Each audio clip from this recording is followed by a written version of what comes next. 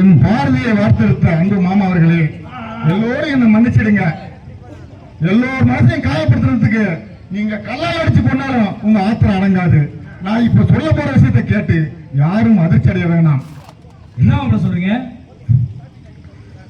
நான் போதைக்கு அடிமையாகி ஆடின ஆட்டமெல்லாம் கொஞ்ச நேரத்தில் அடங்க போகுது. அந்த போதை என்னை ஆட்டி வைத்த ஆட்டமெல்லாம் கொஞ்ச நேரத்தில் அடங்க போகுது. அந்த போதையால என் நாடு நரம்பெல்லாம் ஆடி போச்சு. அந்த போதை என்னை படுத்தின பாடு இப்ப கொஞ்ச நேரத்தில் அடங்க போகுது. என்ன மாமா சொல்றீங்க? அதெல்லாம் ஒண்ணும் ஆகாது. நல்ல ஹாஸ்பிட்டலா போயிட்டு உங்களை எப்படியாவது நாங்க காப்பாற்றி விடலாம். மச்சான், உன் தங்கச்சிய நான் கொஞ்ச நஞ்சு சித்திரவதையா பண்ணி வச்சேன். நான் அப்படி பண்ணதுக்கு ஏன் தெரியுமா? நான் சித்திரவதை பண்றதை பார்த்துட்டு அவன் என் மேல கோபப்பட்டு என்னை விட்டு நிரந்தரமா பிரிஞ்சு போய் இந்த கண்ணனோட ஒண்ணு சேரணுங்கிறதுக்காதையா. ஐயோ மாமா, உங்களுடைய இந்த நல்ல மனசை நாங்க புரிஞ்சுக்காம போயிட்டோம் மாமா. இருந்தாலும் வாங்க மாமா, நம்ம ஆஸ்பத்திரி போய் உங்க உடம்ப பார்த்து சரி பண்ணிடலாம் மாமா. என்ன சொல்றீங்க? இல்லங்க அண்ணன், நானும் நிறைய தடவை சந்திச்சு பேசும் போதெல்லாம் சொல்லியிருக்காரு. ஒரு பக்கம் பார்த்தா கொடுமைய சொல்றாரு, ஒரு பக்கம் பார்த்தா எனக்கு வாழ தெரியாதா அப்படின்னு சொல்றாரு.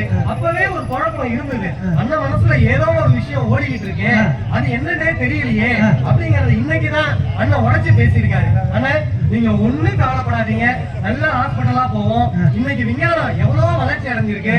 அதனால உங்களால எந்த ஒரு சந்தோஷத்தை உங்க மனைவிக்கு கொடுக்க முடியலையோ அதை எல்லாத்தையுமே நம்ம சரிப்படுத்தலாம். சரிப்பா சரிப்பா, நல்லதே தெரியுது. குணப்படுத்த முடியாத நோய்க்கு ஆளாகி விட்டு எல்லா மருத்துவர்களும் கைவிட்டு விட்டார்கள். வீரமுத்து, இதெல்லாம் பெரிய நோயே இல்ல வீரமுத்து. பெரிய பெரிய விஞ்ஞானம் எல்லாம் வந்திருக்கு. இது பெரிய விஷயமே கிடையாது. வா ஆஸ்பத்திரி போலாம் வீரமுத்து.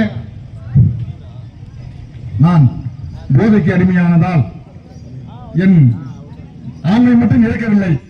அந்த மறு என் அரக்கன் என் கல்லீரல், கணையம், கிட்னி எல்லாத்தையும் அழித்து விட்டது. நான் கொஞ்சம் கொஞ்சமாக செத்து கொண்டிருக்கிறேன். ஐயோ, இந்த மாதிரி வார்த்தையெல்லாம் என் தாளால கேட்கணும்னு ஒரு துர்பாகி இருக்குதா? எல்லாம் பண்ணுவேன்.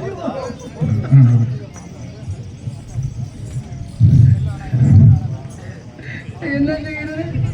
இந்த மாதிரி மருமகனை கொண்டாந்து வச்சு மாமா, என் பிள்ளைக்கு எடுத்து விட்டுனேன். மாமா, நான் உங்க மகளோடு வாழ தகுதியற்றவன்.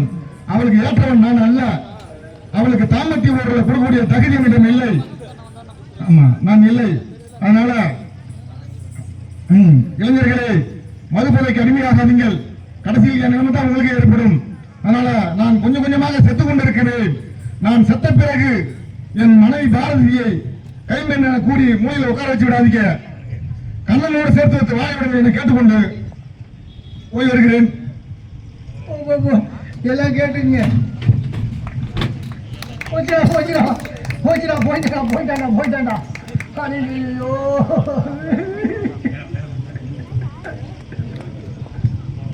நன்றி, வணக்கம். இன்னொரு சீன் இருக்கு, சின்ன சீன் தான், செல்லாம்.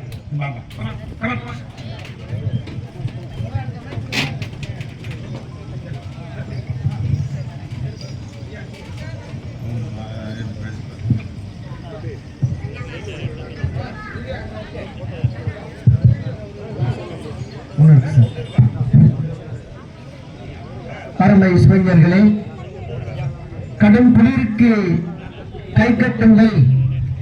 கலைஞரின் நடிப்பு